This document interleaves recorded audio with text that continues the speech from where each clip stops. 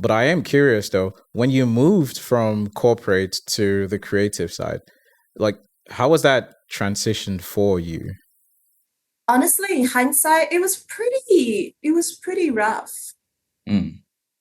It was because like the first aspect of it is the lack of financial stability, right? And the resilience in that kind of environment is something that has to be trained. It has to be taught. And it really is something that went completely over my head for a long, long time.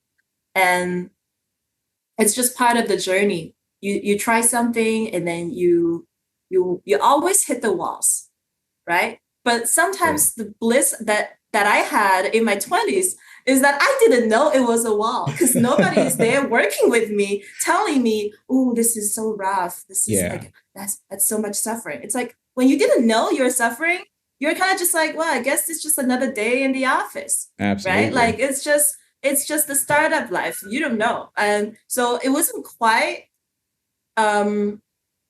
quite it was quite challenging because I was depressed. I was not able to get out of bed for a very long time. And I didn't know what was going on. Only in hindsight, now I'm looking back, I was like, oh, damn, that was a very intense period of my life. But that also, really, that experience is a major contribution to why I think the way I think, right? Mm. Because to really dig deep into who you are, what you want, to dive all the way into all of the unknown, it's a very scary process.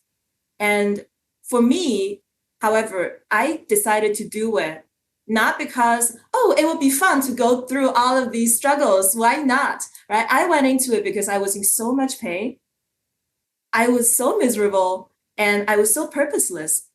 I thought the only way for me to get out of this process is through this intensive, almost obsessive reflection and research. And that happened to have turned out to be a very good strategy. I think I'm lucky in that sense. Yeah. Wow. Intriguing. And I asked that question because I recently had a friend who was an astrophysicist, and he's also now transitioned into content production and cinematography. And I'm like, hold on, how do you go from being that to this, you know? And he's just like, I don't know. I just feel like this is more in line with what I want to do. So I think it's quite refreshing when I talk to a lot of young people as well.